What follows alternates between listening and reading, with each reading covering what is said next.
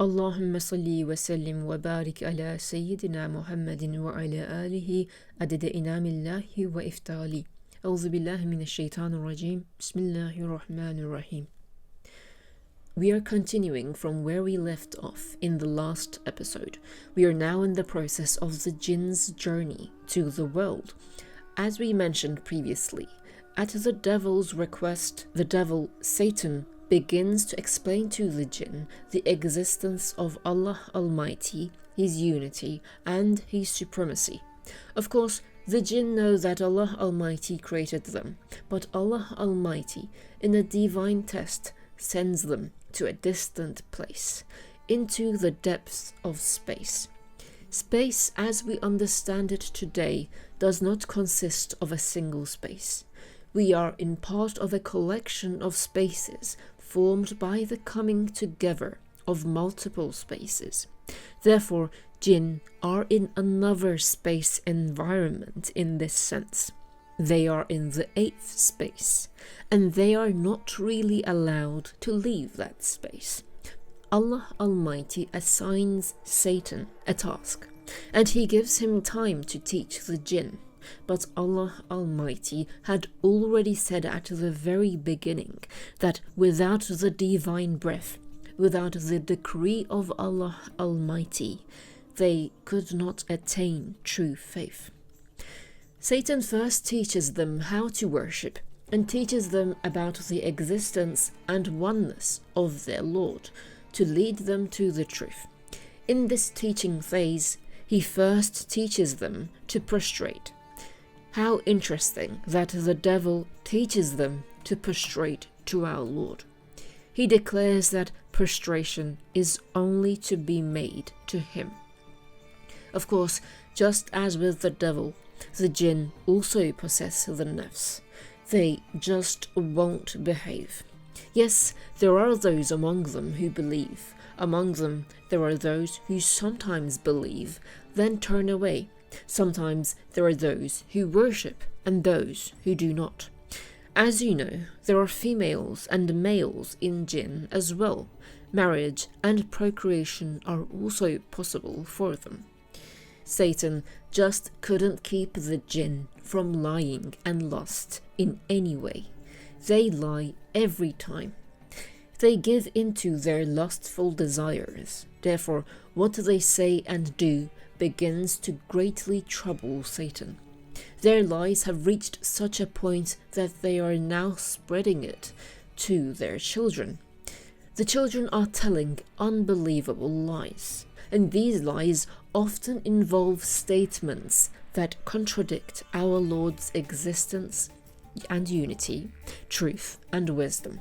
In fact, during this process, sometimes the angel Mikael alayhi comes and warns Satan, declaring that what they have done could ultimately incur the wrath of our Lord. However, in response to these warnings, Satan claims each time that he can bring them back on track. As I said at the beginning, they weren't allowed out of this eighth space. They had been ordered not to leave this eighth space, yet they are beginning to leave. Satan also has certain opportunities granted by Allah Almighty. He gives orders, protects, and even punishes. But despite all this, even though there is a kind of law in effect that we can understand today as the Sharia, nothing ever happens. Of course, a question may arise in people's minds.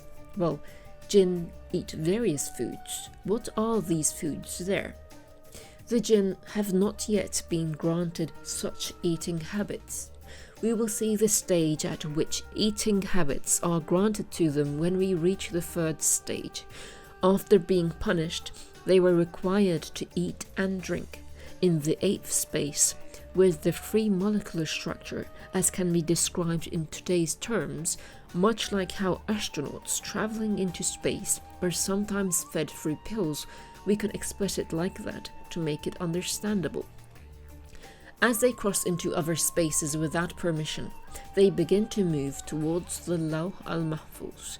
As you know, This is also stated in the Noble Quran, and the angels send them back by extending fire and throwing fireballs at them, as described in the Quran, but they encounter something strange in the Lawh al-Mahfuz. They see the writing of the world. They begin to see that the world will be created, that the world actually exists, and that a human being will be decreed within that existence. Upon this, Allah Almighty declares that He will punish them, and Satan begins to beg Allah Almighty at this moment, and remains in prostration for 7,000 years. Allah Almighty warns Satan for 7,000 years and rejects him 7 times. He declares, "I will not accept your supplication in this form, for the Jinn have not kept the command I gave them. You are not fulfilling the promises you made to me. It has been seen that it is not possible to make them righteous." However, Satan has a stubborn nature.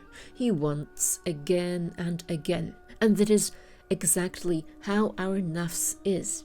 With his 8th request, they are given permission to migrate to the world, because Satan says, "O Lord, they have magnified the world so much in their eyes that they have come to believe so strongly that something could happen in the world that, if you were to send them to the world, they would see it and become aware of its beauties, because of this Satan too is learning the nature of the world along with them.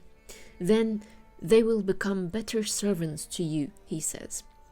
By the way, it should also be noted that Satan has never been able to see the entirety of the Lawh al-Mahfuz. It has always been veiled by the command of Mikail alayhi salam. This is also interesting. The jinns under his command, the jinns under his authority, have been able to see much more of the Lawh al-Mahfuz than he has. We have not yet reached the stage of Satan's rebellion, but Satan will later on assign the jinn, saying, "Go and see what my Lord has written on this matter." Allah Almighty, in response to this stubbornness, once again says to Satan with his divine mercy and compassion, "Okay, take the jinn with you, leave the 8th space and go to earth. However, the food and drink there will be the animals there, or the bones of the animals. It will be the burnt things there, and so on." Therefore, the jinn's second life in their own existence begins on earth, and they are sent down to the edge of the mountains on earth, because up until the time of Nuh alayhi salam, the world was still a single continent surrounded by water. We will try to explain the next process, inshallah, in the episode of Nuh alayhi salam.